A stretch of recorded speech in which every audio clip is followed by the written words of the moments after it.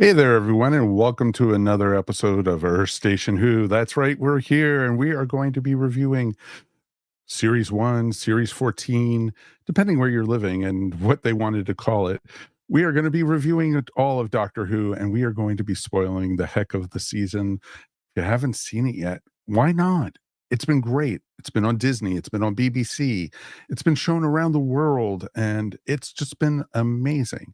My name is Mike Faber. I'm your host for tonight. Let's welcome our regulars in for tonight. Of course, Mr. Mike Gordon is here. Howdy. How are you, my friend? Peachy keen. And of course, Ms. Mary Ogle. Hi, everybody. It is fantastic to be here. Hey, Mary. Hello. And, just as it's the three of us, we've had time for this to sink in about the season, about what we're, what we expected, what we didn't expect, were we surprised, and has it mature? It's been a couple weeks now. Has it settled on your palate a little bit more, or has it soured? What are your guys' thoughts? I loved it. I loved most of the season. Yeah, but like any season on any TV show, it's literally, you know, good and bad. And, and to everyone's different tastes, certain episodes are better than others. So it's, and that's the cool thing about it. Yeah, it's your typical roller coaster, but I think overall it was definitely a success, certainly over the other showrunner whose name shall not be mentioned. No, we shall not mention that name at all. Wow, how many? 2 minutes in? 2 minutes, Yep, 2.5 minutes in?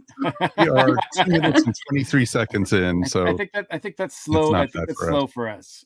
Exactly. What about you, Mikey? There's a lot to love about this season. A lot of things are back on track for sure, and I think that's sort of the way I look at it as a whole. I think the season, I think things are getting back on track. I don't think they're quite there yet to be like a huge success that we know Doctor Who and this franchise is capable of being. But I do think that we are, the pieces are in place, and there was a lot more good than bad this season. So I do think it's a great restart to the franchise. And I look forward to see where it goes from here. But right now, I'm pretty content with the way things are now. I mean, it feels a little bit like a building year. You know how a sports team, when they sort of, everyone goes away and they start over again, you're building up for the next great season. I feel like we're climbing the ladder here, but we're going in the right direction. Yeah. I mean, the two best things that RTD has done since he's come back is he's given us a great actor to play the Doctor, one of the most exciting actors I think we've had maybe in the franchise. And with that, he's changed the character a lot. More than any other incarnation of the Doctor that we've seen before. So that alone is going to create some sort of reverb, and some people are not going to be comfortable with it. And it's going to take some getting used to, but I love that's the start of where we're going. And I think it shows, because of that alone, which shows a lot of promise to where the show can go. No, very much so. Very much so. We got a few guests sitting in with us, and let's, of course, welcome our regular guests. Of course, coming off of double secret probation, let's welcome Melanie Dean back. Hello! I'm back after double secret probation. That is awesome. That is awesome. I thought of it. I watched Animal House over the weekend. And I said, that's what Melanie's on. This is perfect. Hey. You're the Deltas. Don't mess with me. So it's awesome. So also, of course, we got Dave. Hello. And of course, we are also joined. Let's welcome back to the show, Rob Levy.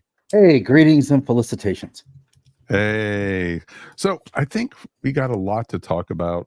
And we have, let's hear, Rob, you haven't been on the season. So what are your thoughts?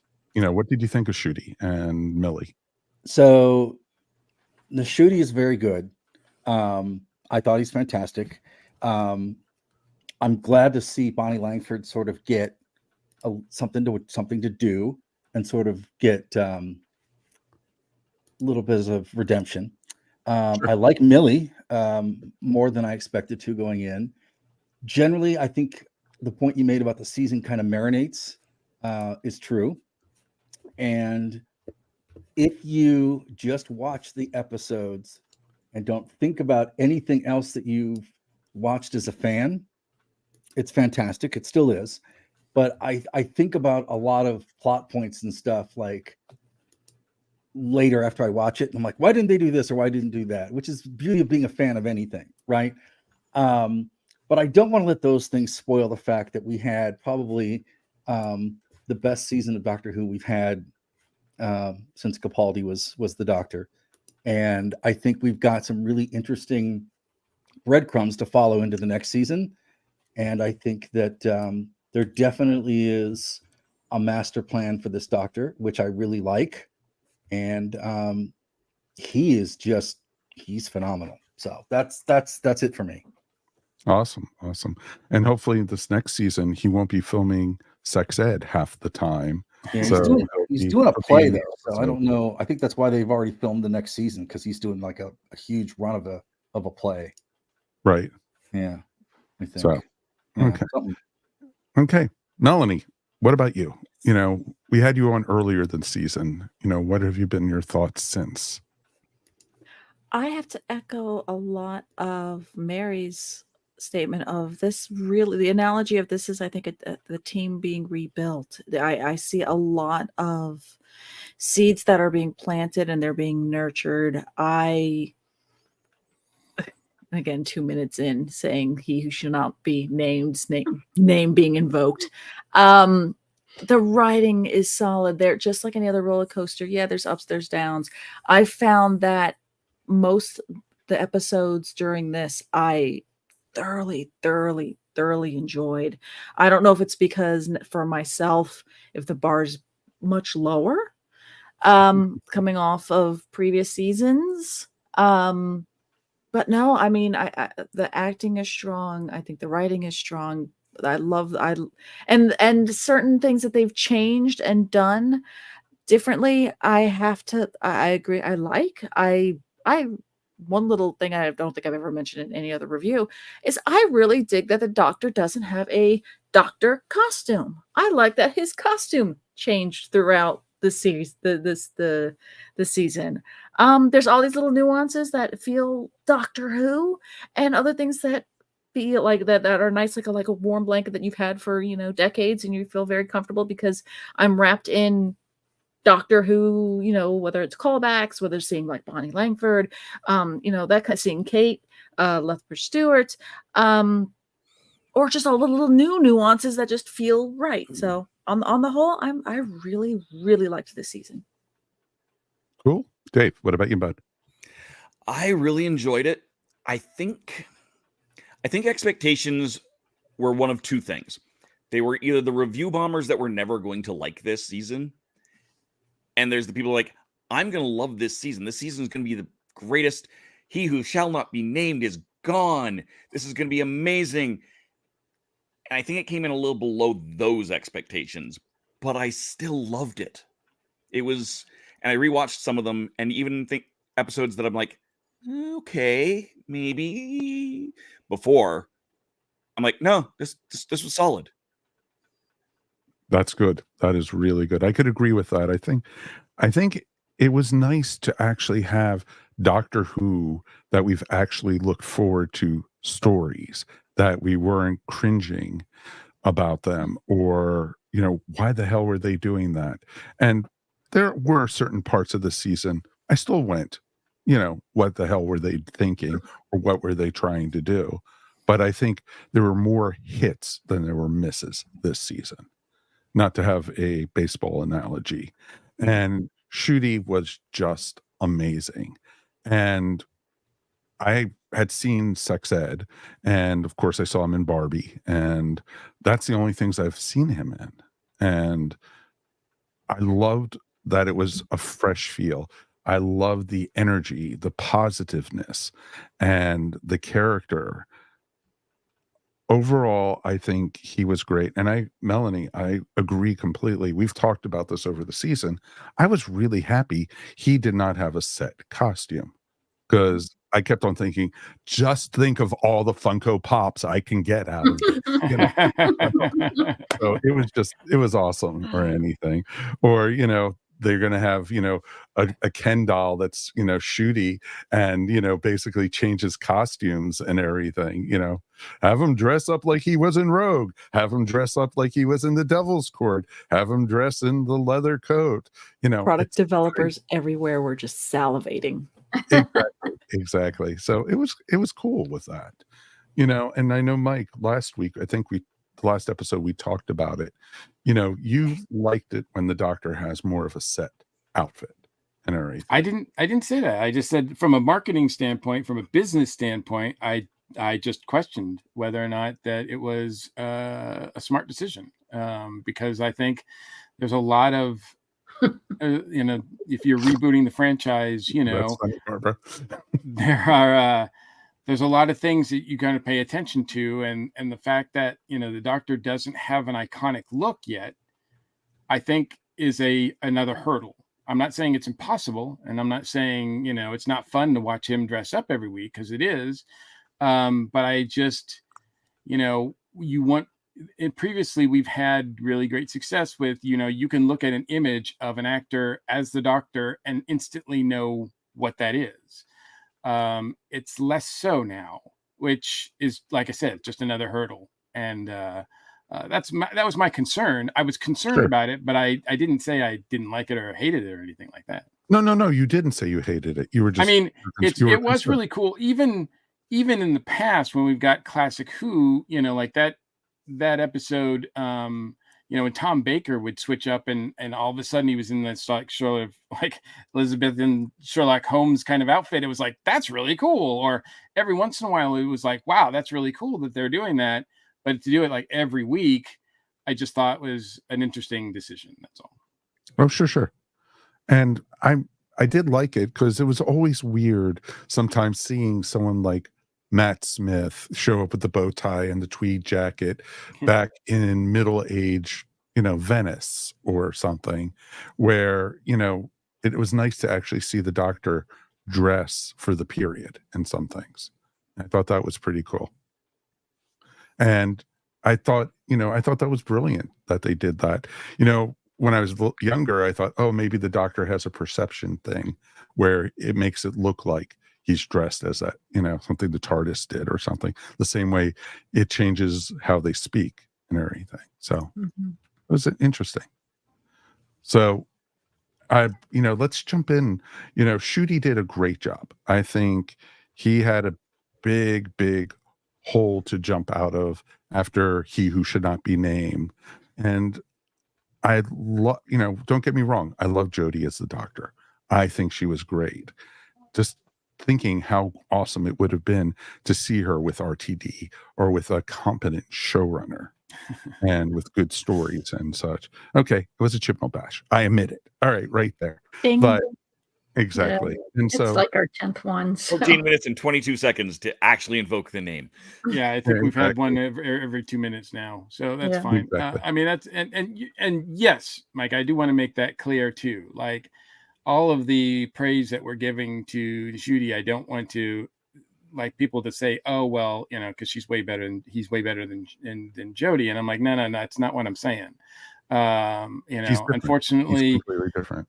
Yeah, unfortunately, I think just Jodie had just a bad, and there's other actors who have played doctors who I appreciate their abilities, but some of the work they did as the Doctor or during that time was not really their best either. So it's not a question of the actors a lot of times, but in this case, I don't want to take anything away from Jodie, because I did really like her, and the ship hasn't completely sailed with her, so who knows? Maybe at some point there will be some retribution there. Yeah, it's a testament to her ability that she did as well as she did with the material she was given. Yes, absolutely. Elizabeth Laney just said in the chat room, she agrees. Jodie was great, doctor, but definitely she's loving Ncuti, so it's pretty cool. Yeah. And so Ncuti just brings so much to the table that, like I said, and not just the actor. Let's like the fact that RTD has allowed the Doctor to be different, a different incarnation than we've ever seen before. I think allows Ncuti to really embrace it and to do things. I mean, yes, he sings, he dances, he cries, he over emotes, he shares, he has anxiety attacks. I mean, this is not like any Doctor we've seen before, and that gives Ncuti a lot more ability to play around with things than some of the other actors that have come before him. But I think he's just embraced it, and I think it's just fun watching him do these things. But he would not be able to do these things if RTD didn't create that character or change the character enough that he could do those. No, agreed. And that alone has thrown a lot of people off. I mean, I've seen a lot of the criticism, especially from classic fans, is like, oh, the Doctor doesn't do this. The Doctor doesn't do this. The Doctor doesn't do this. It's like, well, this Doctor does. Exactly. This is a brand new Doctor. This is somebody who's completely different. And I love that we're getting a new feel. And I'm going to date myself on this, but when the first storyline with the Christmas special, when you saw Ncuti dancing in the club and, wearing the kilt and, the tank top and just, having a good time, I looked at Judy and I said, this is a Doctor for a younger generation. Yeah. And, and I fully expected that throughout the season, and I still loved every second of it. Anytime he was on screen, I thought he was just lighting everything up. And I thought that was pretty darn awesome. And so I think, both him and Millie, I think were just amazing to see. So, and, I think the chemistry between the two of them was instantaneous from the first scene. Sometimes it takes time for a companion and a Doctor to warm up with each other, but these two were hit it out of the ballpark right there. Another baseball metaphor. Okay. So yeah, we have had more sports analogies in this almost 20 minutes than we've ever had before. What did you guys think? Did you, what did you guys think of Millie as, Ruby? She was amazing. I thought she was absolutely amazing. She exceeded my expectations. Mm-hmm. I was not, when they first announced her, I was like, oh wow, I'm not sure about this. But she and Ncuti make such an incredible double act, and also, again, a testament to RTD. He gives her things to do. Mm-hmm. I mean, she's had some really good meaty stuff to work with, and I think that's helped a lot. Oh, very much so. And I really, I'm just thinking, seeing the two of them together, scene after scene, is great. And I loved, I literally just got done watching 73 Yards right before I came up here, and seeing how she commanded every scene. Sometimes in Dr. Light episodes, it's like, oh, I don't know if the companion can handle this. And right away, she took it and she ran with it. It was really, really well done. Yeah. And I always like seeing, when that happens. And she's so young. She's 20 when she was filming this. So it's pretty cool. And I think that's one of the reasons why it worked, because we've had so many companions where it's been, not that there's anything wrong with an older companion, but the show started with a Doctor and his granddaughter, right? So it's kind of mirroring the spirit of that by having the Doctor and a younger woman. So by having her be so young, it allows her to play off of his energy without it missing a beat. But it also sort of, to a certain extent, counterbalances that whole proclivity that RTD has to have the companion get all googly-eyed at the Doctor, right? Sure. So it's nice to have a young companion that is energetic and independent and holds her own with the Doctor, but also is very much still a moral compass for him, right? Mm-hmm. Also sort of questions him very much, but it's not like all fawn-eyed and doughy, because I think a lot of us, when we saw her name and we saw the character outline, we're like, oh, this is basically Billie Piper again. Mhm. Right. So we were thinking this was going to be another Rose, and he threw us a curveball there by giving her some texture and some layers that we didn't think we'd see. And we got it out of the box, like you said, right out of the gate. We got that. And I think, These are called sports metaphors. Who for those non-sports fans out there? yeah. We're I geeks here. think, I like how we got the developer character. I like how, she was questioning who she was, which is kind of a new thing that we've done too. And in a season where they're reusing a lot of tropes that RTD's used, Sure. having a companion that's a little different was really refreshing. Yep, exactly. I agree completely with what you said, Rob. What about the rest of you guys? I love that she jumps first, thinks second.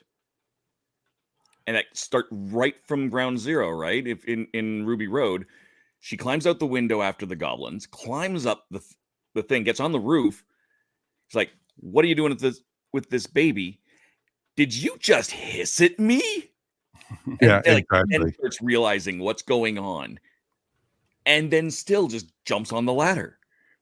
She just goes, and she goes from this very bouncy, very reactive to very, very strong. You saw that a lot in Boom, where she was like, oh, she sounded way more like Clara. Like, no, she's just strong. It's like, no, dude, you're not getting away with that with me. I'm easygoing, but no. No, exactly. When she said, you saw it twice big time this season. In Boom, the first time when she wouldn't, just toss the urn to the doctor. She literally walked up and handed it to him and said, no, I'm not going to run away from you, type thing. And then also we saw that in Rogue, where she wouldn't let the doctor, take the stiff upper lip, as I'd like to say. She hugged him and said, no, it's okay to show it. And he's supposed to be showing his emotions anyway. And, it's okay to be hurt in this. And it was interesting to see. And, one of the things I noticed, I was watching yesterday Devil's Court again, and the scene when, the maestro had, literally, strung Ruby up, surrounded by the musical notes, and the music started coming out of her and started snowing. You actually saw fear in Maestro. She was scared, like, this is not right. No, this is not supposed to be happening. And there's more to that, I think, than what we've seen this season. I think we're going to get a lot more with that, because that's not normal, to quote Maestro. She, when Maestro was looking at Ruby and had literally like, that's not a normal person. And if somebody was just an orphan who was just left off by two normal parents, that wouldn't have not happened, type thing. So Do you feel like RTD's pulling a fake out for Ruby's story, and we're gonna go further with it? Oh, I hope so. Yeah. Well, I know that he said that there's more. And I that's a problem that I have with the companion. I don't like the fact that the mystery of Ruby Sunday was more they put more emphasis on that than they did the character. And that, I mean, we got that with Clara. That wasn't an RTD thing. That was a Stephen Moffat thing, but we saw that with Clara. I mean, both were played by amazing actresses. I do think that Millie's a great actress, but as far as Ruby goes as a companion, to be honest with you, I didn't really feel that bummed when she, in the last episode when they parted, because I was just kind of like, okay, now let's bring on the next one. She's not registering to me as a actual person. Instead, it's just like, oh, well, why was she able to do these things? Oh, well, the mystery is, okay, she's just a normal girl. People were putting that, too much onto her and the mystery and making it more than it was. And that was creating all these things. But wait, no, actually, she is going to be. I don't like that. I don't like that at all. It's just more of a device and a character. And I wish that wasn't the case, because I do think that Millie can't, like, when Millie's playing Ruby, she can't play her that way, right? She can't play her like a mystery. She can't play her like a device. She has to play her like a character. So she's giving her character moments, but I think that's more on her and what she's doing to the character and with the character than what RTD is presenting us. And I like the fact that she's doing some great work, Millie is, but I'm okay with having another companion come on in, actually, to be honest with you. Companions by KTEL. Oh, wait, there's more. But wait. Yeah, exactly. I just kind of like, and I don't mind the companion being more than human or special or whatever, but this back and forth, it doesn't work for me. Okay. No, that's totally fair. Anyone else? I mean, I can understand you comparing her to Clara, because we had that same sort of mystery girl thing going on, and it did get old. We don't know who Clara was, really. I mean, we look at her and we'd be like, Jenna did some great work, but ultimately, Clara is not going to be not among the huge like lists of top best companions ever, because it seemed like she changed every season. Like it seemed like it was really different. Or even every episode. Yeah, it just seemed like it was just somebody you couldn't really identify with or get a handle on. And literally once they did the whole thing with her being splintered through time in the Matt Smith era, I think they ran out of ideas with her, and the whole time she was with Capaldi, I was losing more and more interest with it. Yeah, I mean, we've seen RTD do it before. I mean, I think Martha Jones is one of my favorite companions, but he undercut her by making her the sort of the rebound companion to Rose, and that sort of undercut everything that she that all the work that Freema had done with her, and I thought that didn't pay off either. So, and then what he's done with her since has just been not great. So I'm glad to hear that rumors that she might be coming back. So hopefully we'll get more to her story. But as the story with Ruby Sunday continues, maybe my opinion will change. I'm certainly open to that, because I don't mind seeing Millie again. Let's put it that way. Exactly. And all you knew about her basically is she liked Christmas music because she was born on Christmas. So it's interesting. X is for the show. I wish they'd better emphasize why the mystery was so important, because the groundwork was there with her Christmas baby celebrity story. The whole world knew her story. That's power in RTD stories, basically. That's interesting. That's a good theory. So, it's just interesting with that. And, I'm very much looking forward to it. This season brought us, quite a few, interesting stories and some interesting villains. And it's really, you had mostly all new ones. You had 2 older ones. You had with Villain Guard.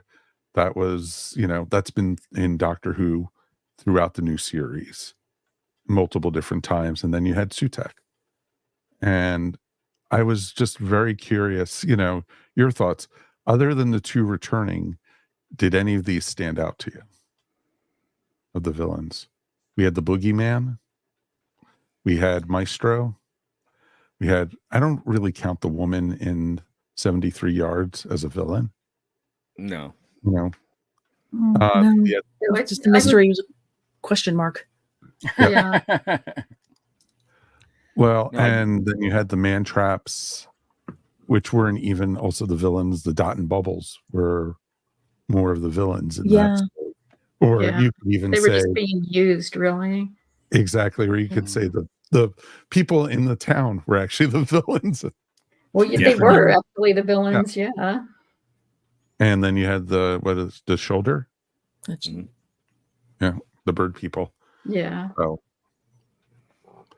Out of everybody on the list, there's only 2 that I'd rather not see again. The Boogeyman, because that's just gross. Yeah. And and the woman. I don't want anything to impact or affect the creepiness of 73 Yards. Like, I don't want answers to that. I think it just serves as this really creepy, mysterious story, and I don't want answers, because I think that's the power of that story, is that we don't have answers, and it allows your imagination to just run rampant with it. But for the rest of them, I mean, you know, Maestro is on my big list of ones I want to see return. I hope that was just I really hope. that was just a tour de force performance. And more please, yes, and if you know, more so even in conjunction with the toy maker. I mean, if you can, like, I mean, that's that might be too much sass. The screen might I don't know if my TV could handle that much sass, but I'd like it. I'd like to see it. I'd like to see them push that boundary. Right. And I would love for, like, the other pantheon, you know, creatures to be, or entities, whatever you want to call them. I would love them to be that charismatic. I know it's tough. I mean, as they set a high bar, but that's the bar that RTD has set. So, I mean, even Sutek, who's supposed to be the leader of them, he came up a little short to me, in my opinion, compared to those two. Oh, very much so. I think the character of Maestro completely blew away Sutek. And I just thought Maestro was just so charismatic. So I didn't want that episode to end. That's how much I liked the character. And I wasn't even yelling and screaming that there wasn't any Beatles music in it. So, you know. But we know the reason why. Yeah, discounting Maestro, because I think we all agree on Maestro. I would actually say the most effective villain on the list for me is the woman, because she's so creepy, and we know, until the very end, we know absolutely nothing about who they are. So I think that actually made a very effective villain, even if they turn out not to be a real villain. I do not want to see her again. I absolutely agree. I think that episode is perfect the way it is, and I don't want them to mess it up. Well, it's interesting. Andrew Morris actually posted up in our chat. He said Lindy was the villain of Dot and Bubble. Yeah, or they We all all were. agree on that. Mm-hmm. And Roger Williams was the real villain of the 73 Yards. Definitely. I could see that. Yeah. And, you know, what he did to that poor girl. Yeah. So, you know, and he's a villain, but he's underdeveloped as a character. Oh, very much so. I would not object to seeing more of him. Right. Oh, I think we will. That runs the risk of of having to address stuff in 73 Yards. And they kind of did with the, well, that's 73 yards. Oh, I don't know how do I know that? Right. But it's a little bit hard you can't just ignore that episode. We can't just ignore that episode happened. Yeah. So there has to be some kind of acknowledgement of that on screen, or the fans will just kind of go, huh? Exactly. So it's interesting, because even in the chat room, a lot of folks are just, saying, Maestro was the villain of the year, the most charismatic, the most, and I love what Nick Frazier just posted. Jinx Monson and Neil Patrick in the world. Yes. Bring it on. If that's the way the world's going to go out, then let's go out with a big old bang, sassy bang. No, honestly, I really did like the Childer as well, because of Indira. I can never remember her name. Yeah. She, I thought, had that same type of brought that same energy as almost like Jinx, in that when she was there, especially when you knew that the whole point of this was drama and trying to really, start something and have all of that flourish and all that kind of thing. To me, it mirrored the Maestro a lot, and I enjoyed it. So like those two episodes, for when it comes to the villains, those two I really enjoyed, because they knew they were the villains and we're not good people. I don't care. And I liked how when it's nice where I've always said that when it's reflecting to other people who have said this, that like with Marvel and such, like a good villain is someone who the villain doesn't think that they're the villain. No, that's any story. Any story here is really good, if the bad guy thinks he's the hero of the story. but it's fun to see the absolute opposite of that with that kind of with the shoulder and Maestro going, no, I am a villain. I don't think I'm the good guy.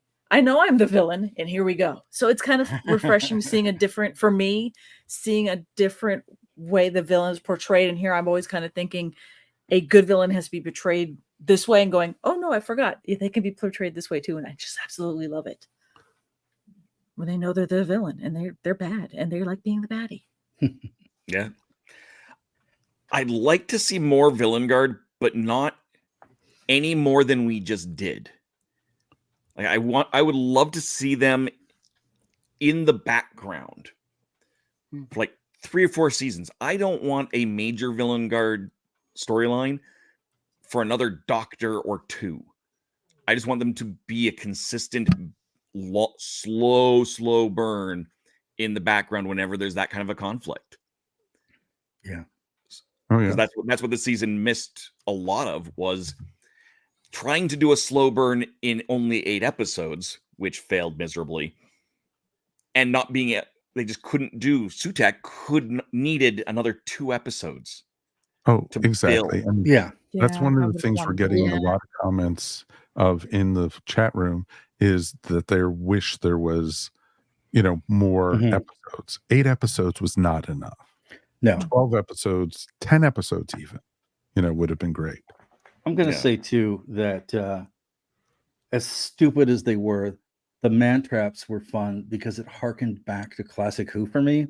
Because they didn't look great and they were just like, really, you can't outrun these? I mean, it was like watching the Tractators, right? It's just kind of like, really? It was like so hokey. It was kind of great, right? And the thing is that most of the great villains this season were deflections. So they were bad, but they weren't necessarily the big evil behind everything. And I really love that concept of how they're doing that. I think you're right with the Maestro sort of taking the cake with everything. And I think that setting aside Space Babies, which is the Chibnall of this season's stories, I think we had a good set of villains. And I think we had a lot of new stuff to really chew on and play with, which I really enjoyed. The Sutek thing, I think you're right. It did need 2 more episodes and a little more explanation and fleshing out, but that's what RTD does. All of his 2-parters, the first part is fantastic and it falls apart at the end. So that's just kind of how it goes. But yeah, all the villains were pretty fantastic. So I can't really add too much more to that. I do think Sunrise or 73 Yards reminded me a lot of Midnight, which is one of the better Tenet stories that people don't really like. And I'm hoping that that's just kind of there. Like Mike said, it's just there. It's around. We can chew on it. And I think we're going to get bits and pieces of that thrown out through different seasons, which is great. But I don't want to find out that the lady's the Doctor's third cousin or something, or the Ronnie or something easy. I want it to be something, if they're going to go back to this, do something amazingly freaking great with it. Right. So, yeah. No, exactly. I think that's real interesting. I think the fallout from what happened with Sutek, I think still is going to have repercussions season 2. Because, at the end, and I even screamed it at the end of the last episode, basically RTD fixed Flux right there, when he brought everyone back to life. Pretty much, he brought the whole universe back to life, everything that was destroyed. Or, and it's, is that this universe though, or all of the universes? Well, that's a good question, because a lot of people are going, the TARDIS had been to, Peace World. Exactly. And then whoever was behind the Flux, whoever's behind the Flux is going to be pretty pissed off now that that whole thing got retconned. Hey, she's gone again. I had to do that, Melanie. Sorry. I love it. Yeah, one of the things I told Mike before we were talking about this is that I just wish they would have just directly had Sutek be responsible for the Flux. It's the easiest way to solve the problem. It fleshes out the two-parter into more of a story with backstories and things. It gives it more bounce. It also kind of makes two things that make no sense make sense. But that's okay. You know, this is what happens when you think about an RTD story after it airs, because you know, every time he writes something, it's fantastic. And then when you step away from it, you're like, but you still love it because it's a romp, which is what it's supposed to be, right? So For on sure. that level, he completely, you know, checked all the boxes. Plus, I Well- really, you know, and I think we talked about this at the beginning of, you know, what to expect from with RTD coming back, and I don't want RTD to feel like he has to fix everything that came before him. You know, like I don't want to handcuff him that way. Like if he wants to go this way and zigzag or whatever, he should be allowed to just do that. And you know, and then let the chips fall where they were. Let Big Finish sort it all out afterwards. Like, you know, I'm totally fine if he does that, but for the love of God, clean up the mess that someone else just left. Oh, Whose name exactly. I'm not going to And mention. I mean, I think this is huge mess. This is called season 1, and I think RTD's looking at it as season 1. I mean, granted, he's got a lot of history with Doctor Who, and he's going to bring a lot of classic stuff back, and he's going to do a lot of the same things he did before. But I think he's looking at this as like, you know, I have to assume that nobody's seen Doctor Who before. Yeah, but you can't. This is one of the things that bugs me, though, is that you can't really say it's season 1 and then bring back stuff from the old series and say it's season 1. Right. You know, pick a side, right? You know, there's. I almost made a sports ball reference, but I stopped.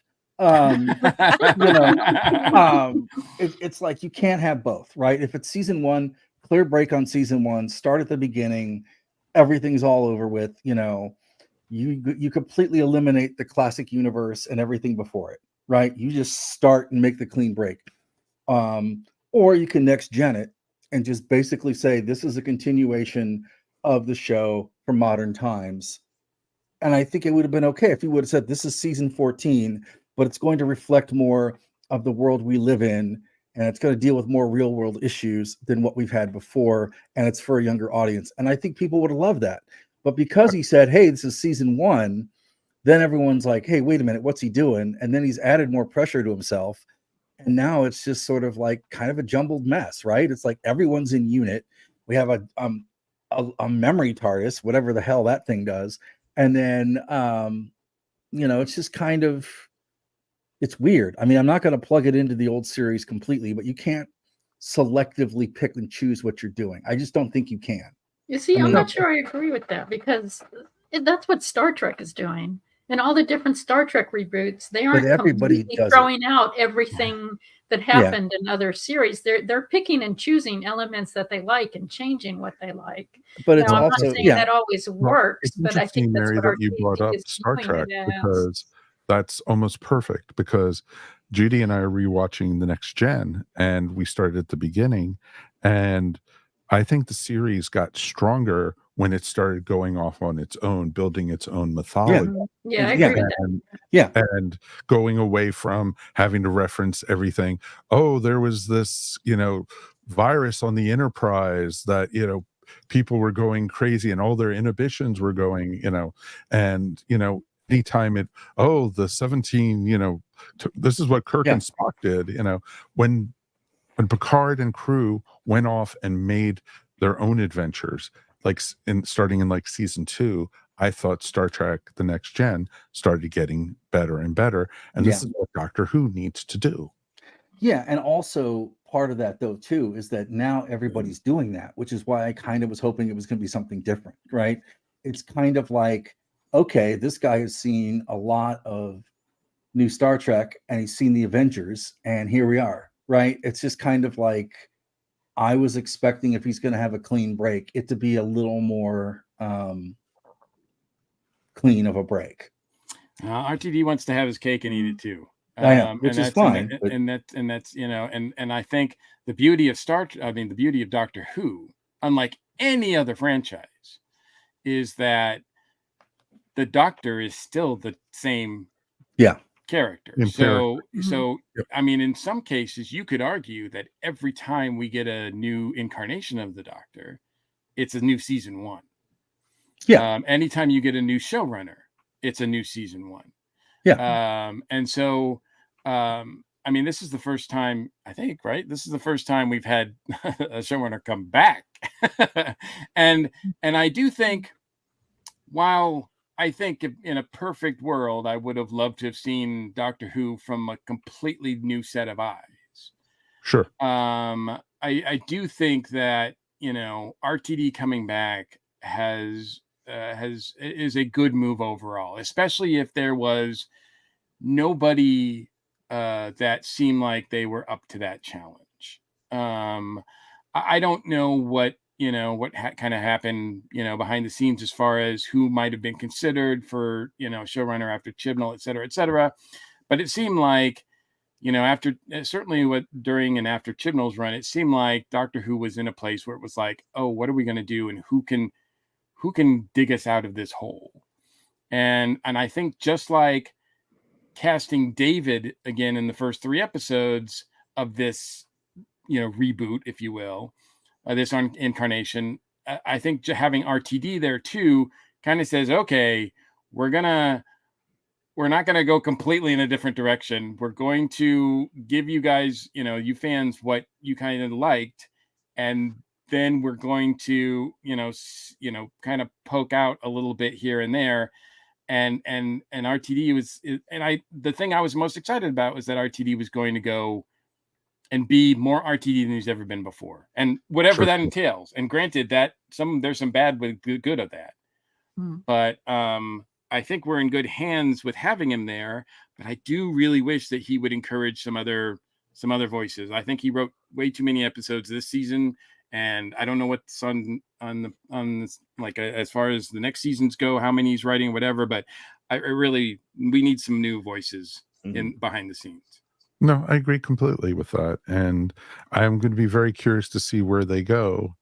And, I would love to see new writers come in, but I loved seeing Moffat come back. I loved seeing Yes. Moffat. And, would I like to see Moffat do another? We're going to get a Christmas special with him. Yeah, we're going to get that. We got that. But I would also love to see, other stuff too. I would love to see Paul Cornell come back and write another episode of That would be great. Yeah. I would love to see, Joe Hill. I would love to see, there's so many good writers out there, folks who write for Big Finish, folks who write for the comics. There are some great, folks out there that do, Exactly. And I think that I will always say Sophie Aldred's book at Childhood End was the best written Doctor Who story of Jodie's entire run, and it wasn't on TV. Yep. Sophie did an amazing job with that. Bring her in. Yeah. I'll give her a shot. I don't see why not. So I think there was, some, like I said, I would love to see them take some shots.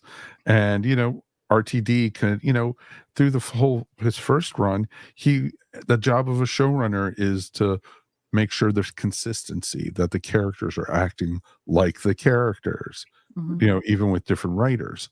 But, and that's the cool thing about it.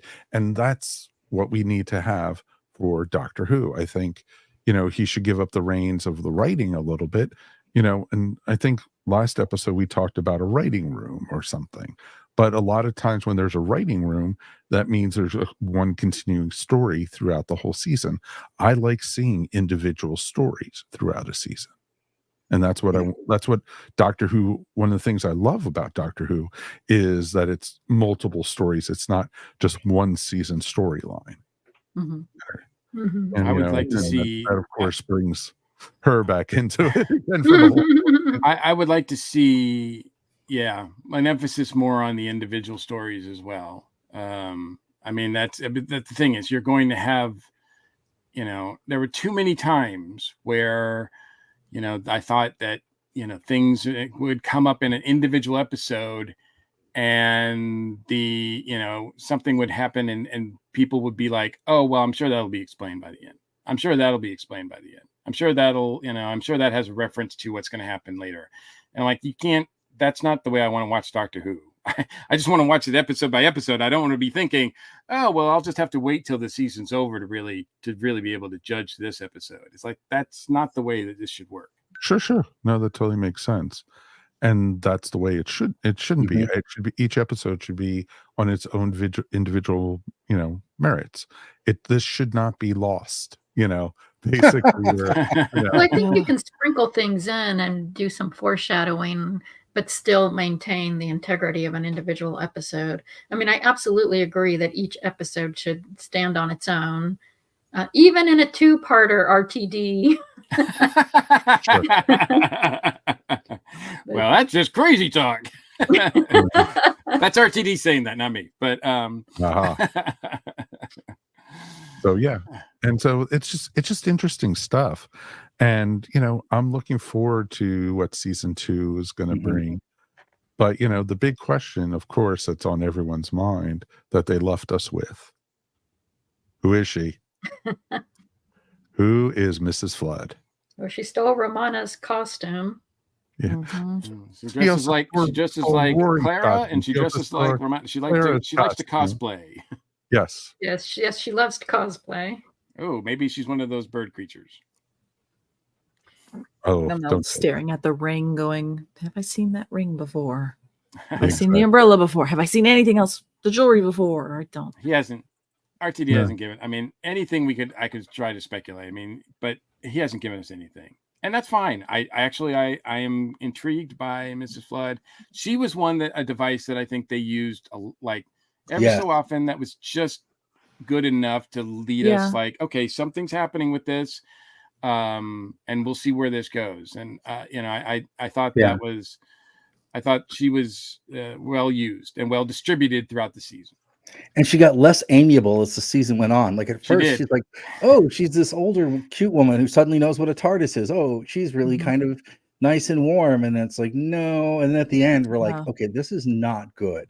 Right. Well, even in the church on Ruby Road, she was the one who told Ruby to go into the TARDIS, And so, oh dear, go ahead. You don't want to just have an ordinary, boring life. And, she told Ruby basically, go ahead, go see what's in there, type thing. And it was just, it's interesting trying to figure out who she is. And I want it to be a slow burn. I would love it if we didn't even get an answer in season 2. Yeah. I would love it if it was season 3. We got an answer.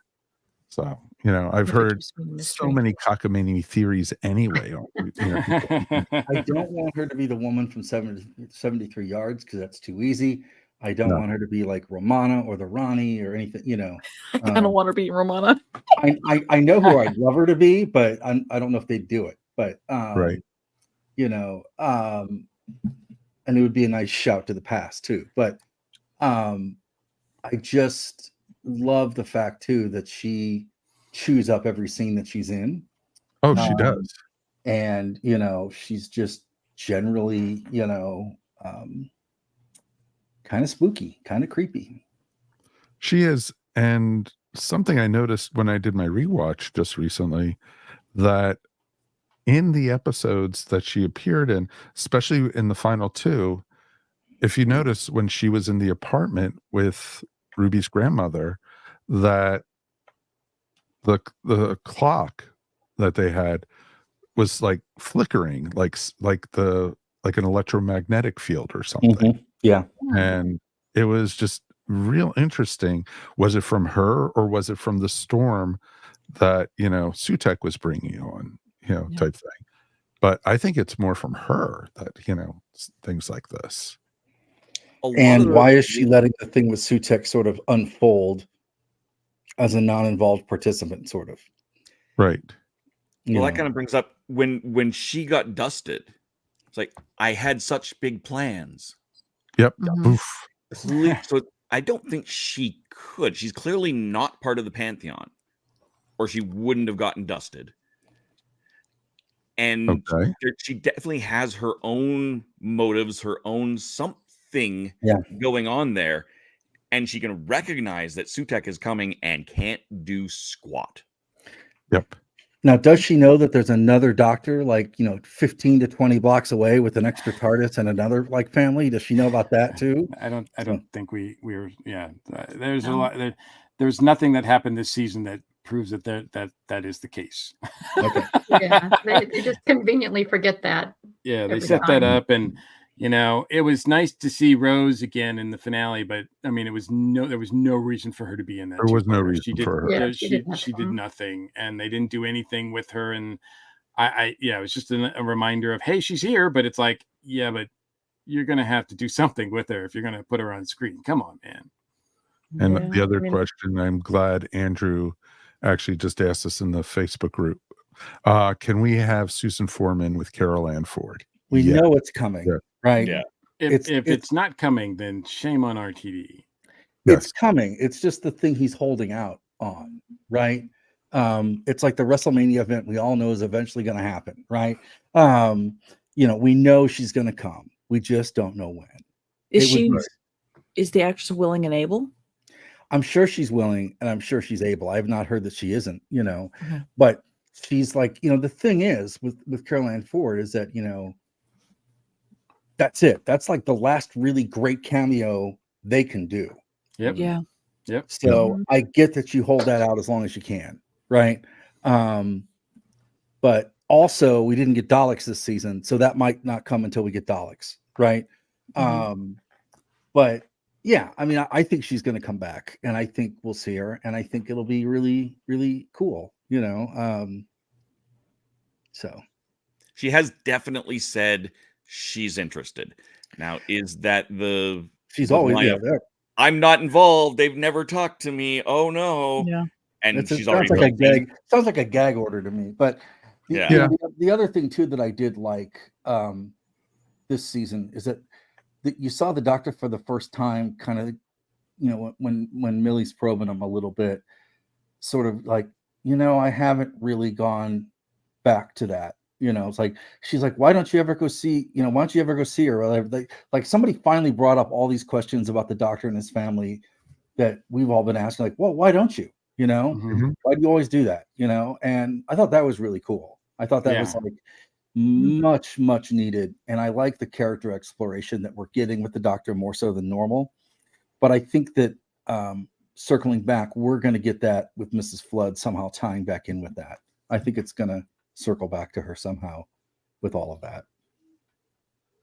No, I definitely agree with that.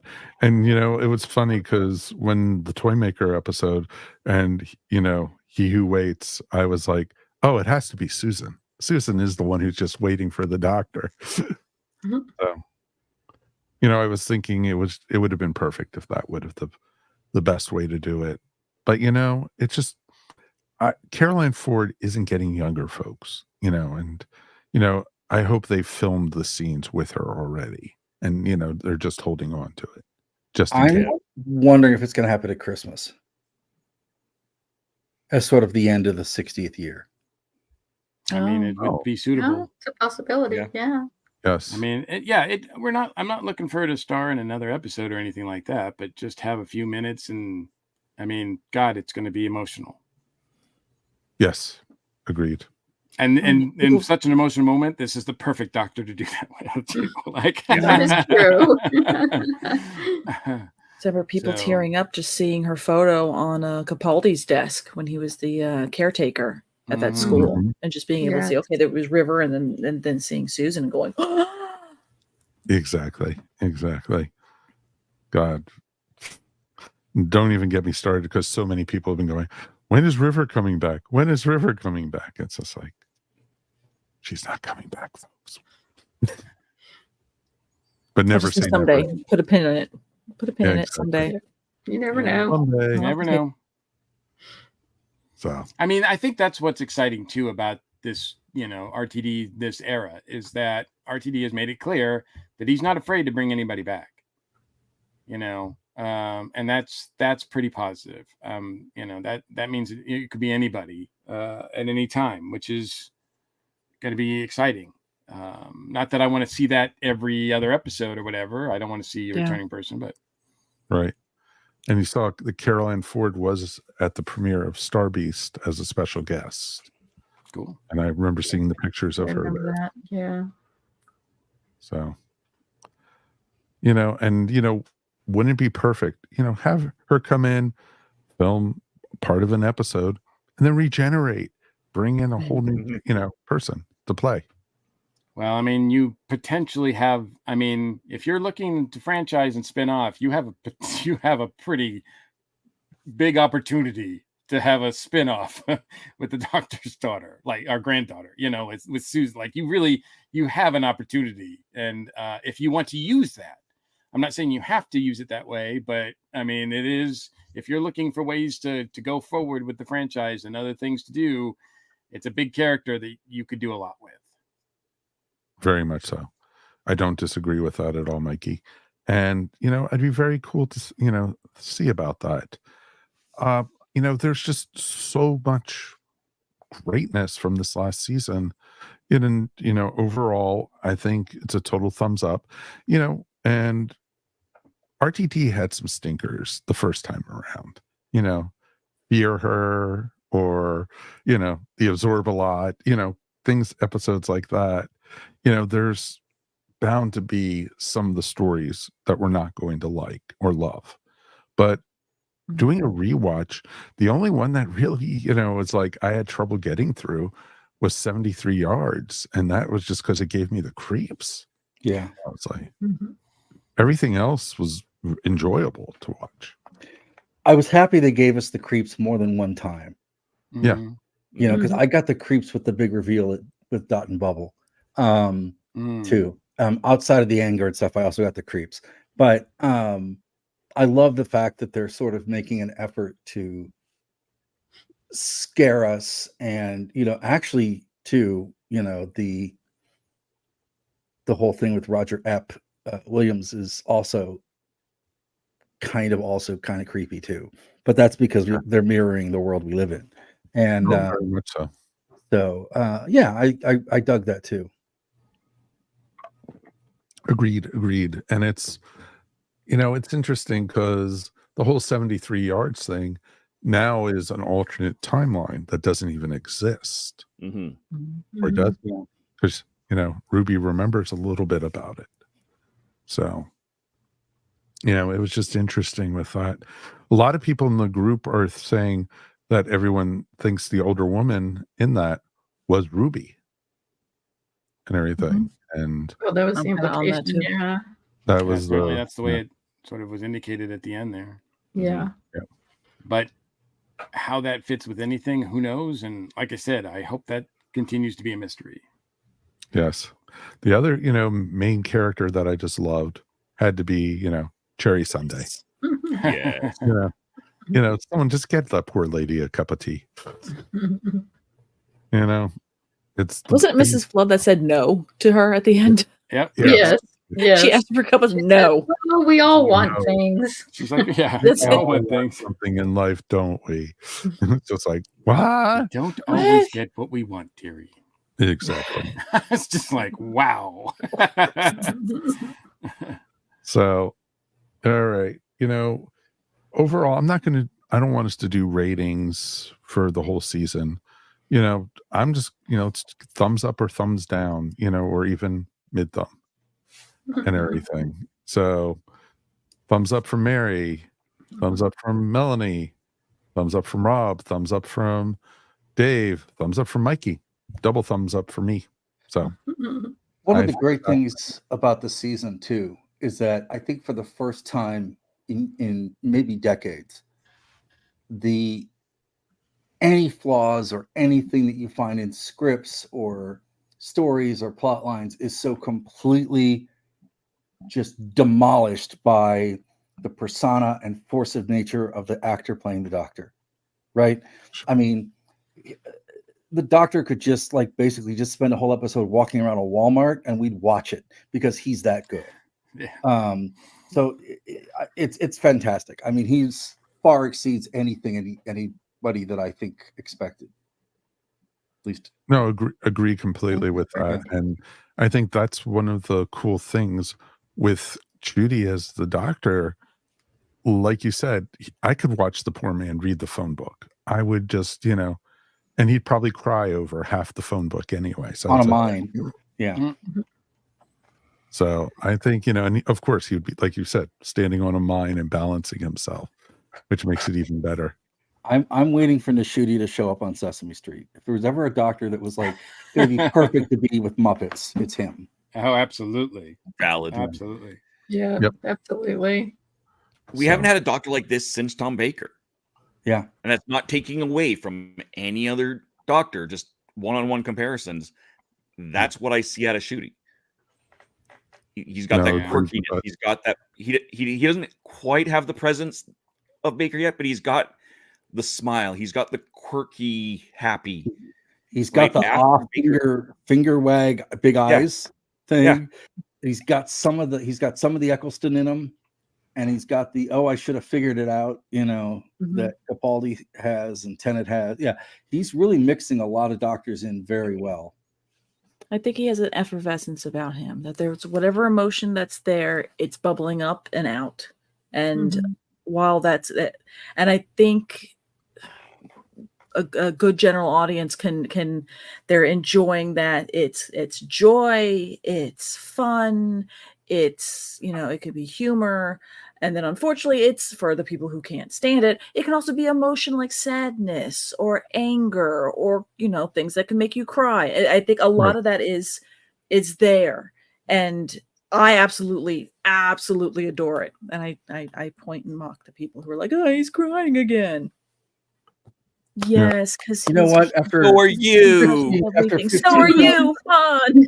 You're just whining and blah, blah, blah. But I love that. I love the fact that doctor is to that word is effervescent. It's everything that's here. He's wearing it on his sleeve, and he's bringing it forth and sharing it with the world, with who he's interacting with, and all the good stuff. Yeah. Oh, exactly. Because he's not just crying every episode. He's singing every episode. He's dancing every episode. He's emoting every episode. Yes. And so that's, you don't see the criticism so much about him singing as much as you do him crying, but yet, people are not just used to a doctor that does that. And it's having such a great presence, a great persona, be the doctor is, like I said at the start of this, that is what RTD has done and brought us, and all RTD has to continue to do to make this show, franchise, whatever, successful is to, stories are one thing. Keep giving us moments. Keep giving us moments in episode by episode with this doctor, and it's going to happen. It's going to happen. This show's going to be a huge, huge success again. Yeah, RTD is much more of a character writer than a plot writer. Absolutely. And sometimes that lets him down. But overall, I think it's actually more important to get into the character, because otherwise you just don't care about what else is going on. Right. And you can't help but care about what's going on with Ncuti. Yeah, Exactly. there are times you where see what he's going to do next. It's the great thing about him. Yeah, there are times when even if the story's not quite like winning you over, like for me, the finale, it didn't really win me over, and yet there's that wonderful scene between him and the mother with the spoon and everything, and you're just like, well, at least RTD gave me that beautiful moment. And just keep doing that, RTD, and this is gonna work out just fine. You know what? I think, we've got a lot to look forward to. We have less than 6 months now till the Christmas special. And hopefully, we also got a little bit of Doctor Who news that Freema's coming back as Martha, that she is going to be in this new spinoff that's starting to film in September. So I think that's pretty awesome. So I think we're going to get some really good stuff coming, folks. We're going to see, probably Unit in that story. And, that's why they've been adding all these characters, and possibly even Torchwood. Do I think we'll see Captain Jack in that? No, I don't. No. No, but I think we'll see Torchwood in some form, I think. Yeah. So I'm very much looking forward to that. And just Prima was just awesome. And she technically is also a member of Unit. So there we go. So Folks, Do we they got mention? lots Do to they it. mention Mickey? God, I hope not. I don't No. think Mickey's going to be there. I don't No. think he's going to be there, but I think they're not going to mention him. Like the I character. Oh do no, I want- think they're going to I- totally ignore him. I do want a comment that just says that she left his ass. That's what I'm wondering. I'm wondering whether they I mention him or don't- not, or I- they you say know, the divorce didn't work out. Just I don't want to make a big deal about it. Just She be left like, his ass, hey, and weren't you they married? basically, Like, oh, I left his ass. he got killed in one of the Dalek invasions or something. No, I don't. He I don't. got hit by a car. It was not a sad moment. No, But I then don't. Tuco I brought don't him want back, and death she is was too very good of an end for that character. I want her to like leave him. Kick him to the curb. Well, he disappeared in the flux, and we haven't seen him since. For some reason, he never came or for back. her to just say who. He never Would have existed. been great. It would have been great if they didn't bring him up at all. I think that's the best way to do it. Yeah. No mention is the best kind of news without character. Yeah. And you know what? I think that's the best for it. So I think we're going to start wrapping this down and everything. We could probably keep on going because I got tons of notes on my list of topics we could have talked about for this season. But I think we've got a lot to look forward to with a great character actor as the Doctor. I think we have a new companion coming in next year. And I'm excited for her, by the way. She did a great job in Boom, and she was great Yes, she in was. She was one of Andor. the shining points. That's what she was in, right? So I'm really looking forward to seeing what she brings. It's going to be a different dynamic, but I'm very excited to see. I'm curious how they bring her back too. Yeah, if I don't, it's not the same character, so obviously there's some weird things happening there. But I certainly don't want it to be a mystery of the season. No. Please don't do that, RTD. Just one of the things I'm hoping is I would love to see her from the future, from another planet, or from the past or something. It's just not a modern character. Mm-hmm. We've had that almost the whole new series. Mm-hmm. I would love to see another Jamie type character, or Zoe from the second Doctor era, where you had someone from the future and from the past. Mm-hmm. I think something like that would be amazing for Doctor Who. Have we seen her in any of the leaked pictures in anything other than that old 50s looking outfit? No. No, or at least I haven't seen maybe any. that's exactly what we're getting, is someone from the past. Mm-hmm. Yes. Maybe. That would be very cool to see. So we've got a lot. Let's thank our crew for being here tonight, and thank you for the audience. You guys, the chat has been going all night. Thank you so much for everyone who's been partaking. Very cool. Let's thank our guests. Melanie, I think I'll keep you off probation for right now. Yay! Where can people find you? You can find me on Instagram at Pieces of Melee. I will be in the art show at San Diego Comic-Con coming up. So if you're around, say hi and check out my work and whatnot. You and, almost 200,000 of your other friends, will be there. So it'll be awesome. Nice, tight-knit little family. Exactly. And Mr. Dave, where can people find you? You can find all my gaming board game reviews at therathole.ca. YouTube, the Rat Hole DOTCA, and I'm going to be on that a lot this weekend. I'll be at RPG-a-thon in Edmonton, and weather and Wi-Fi pending, I'll be doing a lot of streaming there, so definitely hit the bell and get notified when I go live. Is it going to be snowing up there again? No, there's a 50% chance of rain. Other than that, it might be record high temperatures. Okay. So 30 or something like that. Right. Got it. And Rob, thank you, sir. No, thank you for having me. You can find me in a couple different places. You can find me on the Face Radio in Brooklyn every Monday night from 6 to 8 with my radio show, The Free Design. It repeats on Tuesday mornings from 7 to 9 Central. And then also on Louder Than War Radio on Mondays from 6 to 8 Greenwich Mean Time, or 12 to 2. That's out of Manchester, England. And you can listen to both of those. And then I'm also on the network, folks, with Modern Musicology. which is a music podcast. And I do want to mention that two of the hosts that are on that show with me, Anthony Williams and the Alan Seiler, both have Doctor Who podcasts. So if you are a fan of Doctor Who, please check out Watchers in the Fourth Dimension that Anthony does. And Alan's got his own little Doctor Who spin-off Empire thing going on, but he's got Doctor Who A to Z. So, but you can check us out on Modern Musicology, which is on this network. Yep, definitely check it out, folks. And they've had some amazing guests and some great interviews on that show. It's definitely worth checking out. And you know what? If you like music, it's a great podcast to listen to. Of course, let's thank our regulars. Ms. Mary Ogle, thank you as always. Oh, thank you. I'm so happy that I'm relieved that we had a good season.